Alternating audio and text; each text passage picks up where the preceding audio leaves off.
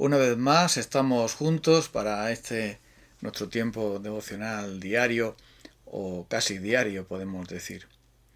Es muy posible que estemos sinceramente equivocados, que estemos confundiendo nuestro propio deseo carnal, nuestro propio deseo humano, de sabiduría humana, con la voluntad de Dios. Y esto nos trae muchos problemas, porque cuando confiamos en nuestro propio criterio y confiamos en él como si fuera de Dios y confundimos el entusiasmo carnal con la voluntad de Dios, con la fe, todo se vuelve muy, muy difícil. El apóstol Pablo, escribiendo a los romanos, dice en el capítulo 10 lo siguiente: Hermanos, el deseo de mi corazón y mi oración a Dios por los israelitas es que lleguen a ser salvos. Puedo declarar en favor de ellos que muestran celo por Dios, pero su celo no se basa en el conocimiento. No conociendo la justicia que proviene de Dios y procurando establecer la suya propia, no se sometieron a la justicia de Dios. De hecho, Cristo es el fin de la ley, para que todo el que cree reciba la justicia. Es muy fácil confundir la pasión y el celo humano y creer que eso es lo que Dios quiere. Eso le pasó también al apóstol Pedro, cuando él, con esa pasión y ese celo que tenía por Jesús, no escuchó ni la primera ni la segunda advertencia de Jesús cuando habló de que ellos iban a escandalizar de él, que le iban a abandonar, que le iban finalmente a dejar solo. Pero él insistía: aunque todos te dejen, yo no te dejaré, aunque tenga que morir por ti, yo moriré por ti. Entonces Jesús le dijo: de cierto te digo que hoy me vas a negar 3 veces antes que el gallo cante. Y esta pasión y este celo que Pedro tenía era algo más bien carnal o humano, pero no del Espíritu de Dios. El fruto del Espíritu es amor, gozo, paz, paciencia, e incluye también esa pasión, ese celo de parte de Dios. Incluye también esa pasión encendida por el Espíritu Santo, por la voluntad, por el reino, por la gloria, por la alabanza a Dios. Pero muchas veces ese celo no está en nosotros, sino que es algo más bien pensado en nuestra propia carne. Aunque todos te dejen, dijo, yo no te dejaré. Él estaba realmente funcionando con el combustible de la carne y no con la presencia, con el poder, con la gracia del Espíritu. Y así también los judíos sinceramente pensaban que perseguir a los cristianos y odiar a Cristo era lo que tenían que hacer por su celo por Dios. El apóstol Pablo sabía muy bien esto, porque cuando él escribe esta carta a los romanos, donde quiere responder a esa gran pregunta, ese gran enigma: ¿por qué la inmensa mayoría del pueblo de Israel despreciaron y rechazaron a Jesús? Si ellos son el pueblo de Dios, ¿ha fallado el plan de Dios? ¿Es que Dios ya no va a cumplir con sus promesas? Él explica todo eso en los capítulos 9 al 11 de Romanos. Y el enigma, digamos, del rechazo de los israelitas al su propio Salvador, a Jesús, es que ellos estaban totalmente equivocados, funcionando por un celo carnal y una ignorancia de las Escrituras y una arrogancia en sus corazones. Pareciera que esas 3 cosas van juntas como un cóctel realmente espantoso, como un veneno nocivo para el alma. Un celo equivocado basado en una doctrina equivocada que conduce a una conducta pecaminosa y equivocada. Porque ellos dicen que ignorando la justicia de Dios quisieron establecer la suya propia, y así funciona cuando la pasión carnal nos hace movernos. Creemos que somos nosotros los que nos vamos a sustentar, que es nuestra propia fuerza y sabiduría lo que va a hacer que podamos agradar a Dios, servir a Dios como Él quiere. Creemos que nuestro poder y vigor es mayor que otros, que otros puedan tener, y pensamos que nosotros vamos a poder avanzar donde otros han fracasado. Todos estos pensamientos, muchas veces movidos por un entusiasmo carnal, nos hacen pensar que es el Espíritu de Dios quien nos mueve, cuando en realidad es nuestra propia carne humana y nuestro propio combustible carnal. Por eso el apóstol Pablo nos habla aquí de que es muy fácil tener celo de Dios, pero no basado en el conocimiento. ¿Esto qué quiere decir? No está basado en la verdad de Dios, Si el apóstol Pedro hubiera escuchado con atención la palabra de Jesús en una y dos ocasiones, él no hubiera insistido para tener la última palabra. Aunque todos te dejen, yo no te dejaré. Todos decían lo mismo. Aunque Jesús les había advertido de la negación, les había advertido del abandono, les había advertido de lo que iba a ocurrir, él estaba profetizando acerca de lo que iba a suceder. Ni siquiera habían podido velar con él una hora en el tiempo de la oración y de la angustia en Getsemaní. Iban a poder ahora ser capaces de permanecer con Cristo en medio de la dificultad, de la prueba, cuando la hora de las tinieblas se iba a cerner sobre él, se iba a venir sobre ellos, iba a ejercer todo su poder Satanás para llevar a Cristo a la cruz. Es por ese motivo por el que debemos pensar que cuando ignoramos la palabra de Dios y creemos que nosotros tenemos el poder y la facultad y pensamos que no es necesario que nadie nos aconseje o que entendamos lo que Dios nos está diciendo, ahí estamos cayendo en ese grave error. Dice que ese celo estaba equivocado. Muchas personas confunden el celo de Dios con el fanatismo religioso. Muchas personas piensan que el celo de Dios les tiene que llevar a hacer cosas extravagantes para mostrar su fe, meterse en verdaderos problemas de ofensas a personas que, por desgracia, no tienen el conocimiento de la salvación, no han entendido el Evangelio, no están viviendo en el Evangelio, y entonces son agresivos, o simplemente que nuestra conducta como cristianos a veces es demasiado imprudente y nos convertimos en personas ácidas, en personas que traen problema en la convivencia. Y esto lo podemos decir, no es que tengo mucho celo por Dios, pero debemos tener cuidado, no confundir el celo de Dios con la pasión carnal, movida en la competencia o en el orgullo, en el egoísmo o en cualquier otra cosa. Cuidado, porque la palabra de Dios nos advierte de eso. Muchas personas son fanáticas. Hay cristianos fanáticos y por supuesto hay personas de cualquier religión que son fanáticos y que ellos dicen, mira qué celo, tenemos que imitar en el celo que tienen las otras religiones haciendo estas cosas y las otras.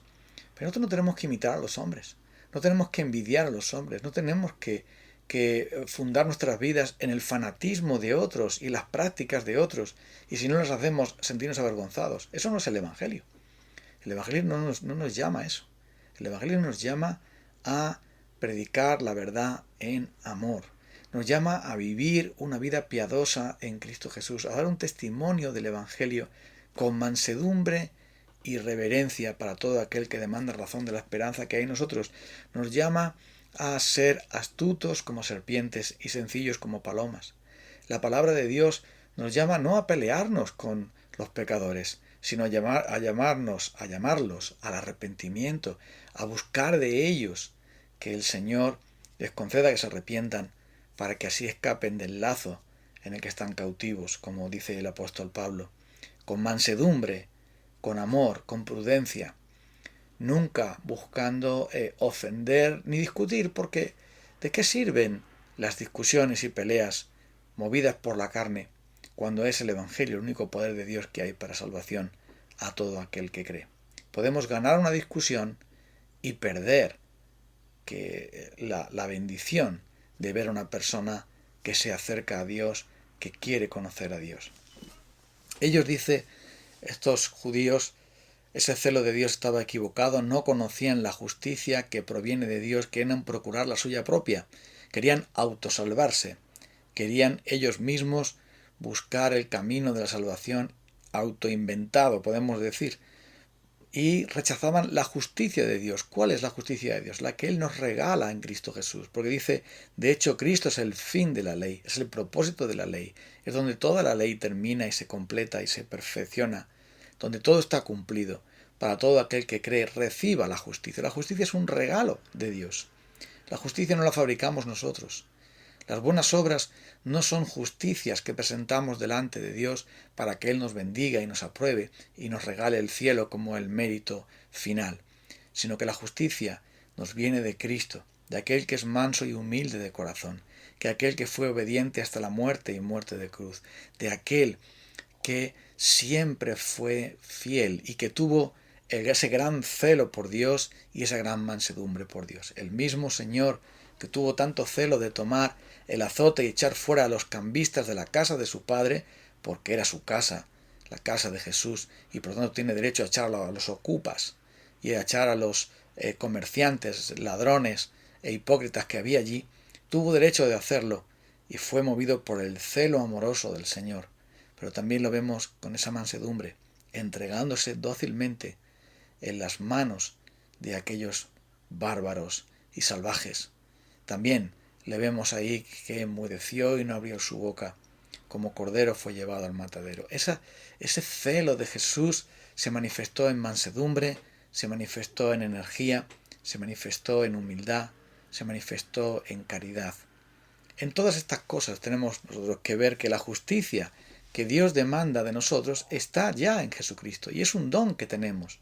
Por lo tanto, nuestro celo debe de ser conforme a su conocimiento, conforme a lo que la palabra de Dios nos dice. Porque el celo no es para salvarnos, es un fruto de la salvación. Y esa pasión que debemos tener por el Señor debe ser siempre, debe circular siempre como el coche por la carretera correcta. Es por ese motivo por el que el apóstol Pablo dice, el gran fracaso de ellos fue que tenían ese celo, pero es un celo carnal. ¿Por qué estás haciendo tú lo que haces para el reino de Dios? ¿Por qué lo hago yo? ¿Cuál es la motivación? Podemos tener una gran pasión y un gran celo por las cosas de Dios, pero si nadie nos mira y nos aprueba, si nadie nos gratifica, si nadie nos agradece, si nadie valora, si nadie lo ve, ¿lo haríamos igual? ¿O estamos buscando tener celo más que otros, como le pasaba al apóstol Pedro? Aunque todos te dejen, yo no te dejaré. Y es por ese motivo por el que debemos examinarnos y buscar que sea el Espíritu de Dios el que produzca el celo en nosotros y no nuestra propia fuerza carnal en la que intentamos superarnos como el atleta intenta superar su marca, como el trabajador quiere hacer más horas extras para ganar más dinero. No es que esas cosas sean en sí malas, pero no son las herramientas del reino de Dios, porque no es con espadas ni con ejércitos que Dios hace su obra, que servimos al Señor, sino con mi espíritu, ha dicho Dios. Por ese motivo debemos tener cuidado de buscar del Señor mismo la pasión y el celo necesario para servirle en la manera que Él nos ha mostrado en su palabra. Y no tratando de imitar a otros, no tratando de fotocopiar a otros, no tratando de tomar las herramientas de otros para intentar hacer lo mismo, o los dones de otros para intentar nosotros hacer las mismas cosas, porque Dios nos ha dado a cada uno nuestros dones, nuestros talentos, y Él nos usa conforme a lo que somos y no a lo que no somos. Él quiere que nosotros le sirvamos por amor, porque recuerda bien que el celo no es todo, el celo solo es una parte. Si yo hablase lenguas humanas y angélicas y no tengo amor, si entendiese todos los misterios, si diese de comer, si diese de todos mis bienes a los pobres o entregase mi cuerpo para ser quemado y no tengo amor, puedo hacer todo eso con un gran celo y una gran pasión por Dios y hacerlo sin amor. La fe obra por el amor y el amor modera y modela el celo. Por ese motivo nosotros debemos buscar de Dios su amor y gracia, y es su Espíritu Santo el que moverá nuestra pasión verdadera de parte de Él, para servirle conforme a su conocimiento y no conforme al nuestro, conforme a su justicia y no la nuestra, conforme a su gracia y no conforme a nuestra propia fuerza o sabiduría carnal. Vengamos entonces al Señor para pedir su misericordia y su amor y celo por nosotros, obrando nuestras vidas. Vamos a orar. En esta mañana, en este día, Dios de los cielos, Nos presentamos ante tu presencia y te pedimos que nos perdones por las veces en que confundimos nuestro yo personal, nuestra fuerza personal, nuestro celo humano y carnal con algo que viene de tu Espíritu. Ayúdanos a entender tu palabra, a vivir en humildad y a buscar de ti esos frutos de tu Espíritu Santo que nos hagan vivir para ti y servirte en amor por ti. En el nombre de Cristo. Amén. Nos encontramos el próximo día. Un abrazo para todos.